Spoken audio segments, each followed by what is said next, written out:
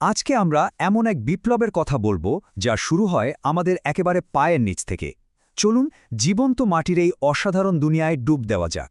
আমরা প্রায়ই ভাবি মাটি মানে তো শুধু ময়লা বা ধুলো, তাই না? একটা জড় পদার্থ।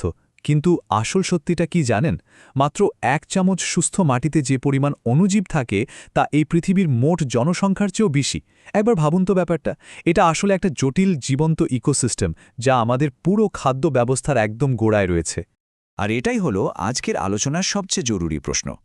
যখন এই জীবন্ত ভিত্তিটা দুর্বল হতে শুরু করে, তখন এর প্রভাব কিন্তু শুধু কৃষিতেই আটকে থাকে না।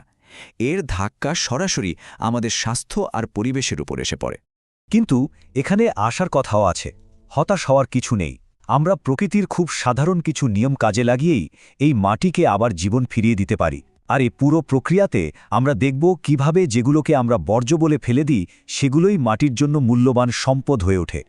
তো এই মাটি বাঁচানোর গল্পের প্রথম আর সবচেয়ে শক্তিশালী হিরো হল কম্পোস্ট। এটাকে বলতে পারেন মাটির একটা জৈবিক ইঞ্জিন, যা মাটির ভেতরে ঘুমিয়ে থাকা জীবনটাকে এক ঝটকায় জাগিয়ে তোলে। খুব সহজ করে বললে কম্পোস্টিং এমন একটা প্রক্রিয়া যেখানে কোটি কোটি ব্যাকটেরিয়া আর ছত্রাকের মতো অণুজীব মিলেমিশে কাজ করে।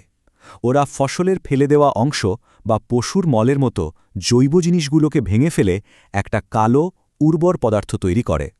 আর ওটাই হলো হিউমাস, মাটির আসল শক্তি, ওর প্রাণ। এখন এই স্লাইডের সবচেয়ে মজার ব্যাপারটা দেখুন। এই পুরো প্রক্রিয়াটা কিন্তু কোনো জাদুটোনা বা এলোমেলো ঘটনা নয়। এটা একটা নিয়ন্ত্রিত রাসায়নিক বিক্রিয়া। আর এই বিক্রিয়ার ফলে যে প্রচণ্ড তাপ তৈরি হয় সেটাই কিন্তু সব ক্ষতিকর রোগজীবাণু আর আগাছার বীজকে নষ্ট করে দেয়। ফলে কম্পোস্টটা আমাদের ব্যবহারের জন্য একদম নিরাপদ হয়ে যায়। কম্পোস্ট কিন্তু অনেক রকমের হতে পারে। যেমন ধরুন ফার্মিয়ার কম্পোস্ট, যেটাতে নাইট্রোজেন থাকে ভরপুর। আবার ভার্মি কম্পোস্ট, যেখানে কেঁচোকে কাজে লাগিয়ে আরও শক্তিশালী সার বানানো হয়। মানে মাটির যা প্রয়োজন ঠিক সেই অনুযায়ী সেরা কম্পোস্টটা বেছে নেওয়ার সুযোগ আছে। তাহলে প্রশ্ন হল, একটা ভালো নিখুঁত কম্পোস্ট বানানোর গোপন রহস্যটা কি? আসলে মূল ব্যাপারটা হলো কার্বন আর নাইট্রোজেন, এই দুটোর মধ্যে একটা সঠিক ব্যালেন্স রাখা।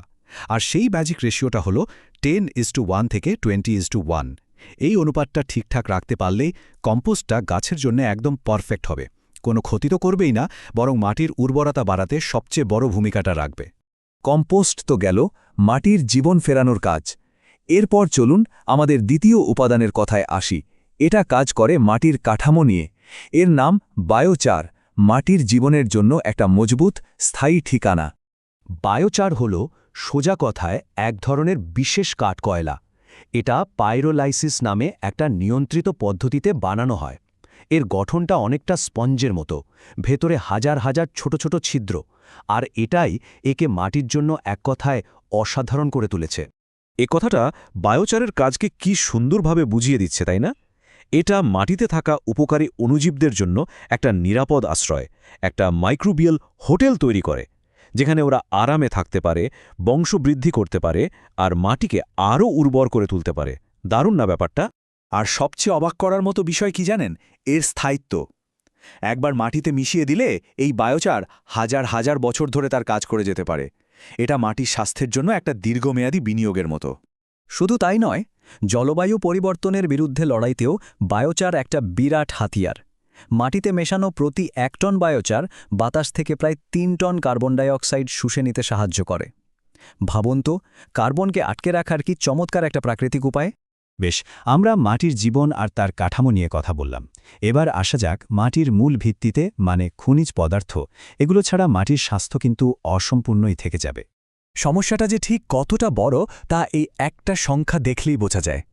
শুধু দক্ষিণ এশিয়াতেই 90 মিলিয়ন হেক্টর জমি মাটির অতিরিক্ত অম্লতার কারণে ধুঁকছে, আর এর ফলে ফসলের উৎপাদন মারাত্মকভাবে কমে যাচ্ছে। কিন্তু এই সমস্যারও সমাধান আছে, আর সেটা হলো সঠিক খনিজ ব্যবহার করা।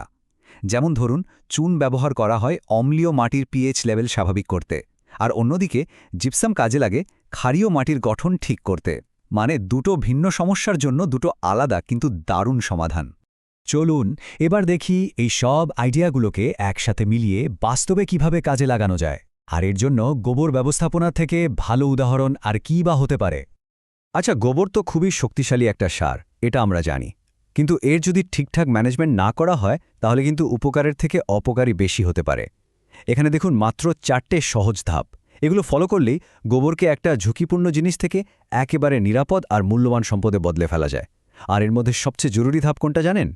ওই যে 55 থেকে 65 ডিগ্রি সেলসিয়াস তাপমাত্রায় কম্পোস্টিং করা। এতে সব জীবাণু মরে যায়। আর যখন ডেটা ব্যবহার করে নিউট্রিয়েন্ট বাজেটিং পদ্ধতিতে গোবর ব্যবহার করা হয়, তখন ফলাফলটা হয় চোখে পড়ার মতো। এই চার্টটা একদম পরিষ্কার দেখিয়ে দিচ্ছে যে এই পদ্ধতিটা কাজে লাগালে নাইট্রোজেনের অপচয় 30% পর্যন্ত কমে যায়। এর মানে কি? মানে হলো কম খরচে বেশি ফলন আর পরিবেশ দূষণও অনেক কম। সুতরাং পুরো আলোচনার সারমর্মটা কি দাঁড়ালো? এই 3টি জাদুকরী উপাদান, কম্পোস্টের জৈবিক শক্তি, বায়োচারের স্থায়ী কাঠামো আর খনিজ পদার্থের ফাউন্ডেশনাল সাপোর্ট, যখন একসাথে কাজ করে তখন একটা স্বয়ংসম্পূর্ণ আর টেকসই সিস্টেম তৈরি হয়। এটাই হলো বৃত্তাকার পুষ্টি অর্থনীতির বাস্তব রূপ, কোনো বইয়ের তত্ত্বকথা নয়। সবশেষে একটা প্রশ্ন রেখে যেতে চাই। মাটির এই অবিশ্বাস্য ক্ষমতা যদি আমাদের শেখাতে পারে যে কিভাবে বর্জ্য থেকে সম্পদ তৈরি করতে হয়, তাহলে এই একই চিন্তাভাবনা ব্যবহার করে আমাদের জীবনের আর কোন কোন ক্ষেত্রে আমরা এমন একটা অসাধারণ পরিবর্তন বা পুনরুজ্জীবন ঘটাতে পারি, একটু ভেবে দেখবেন।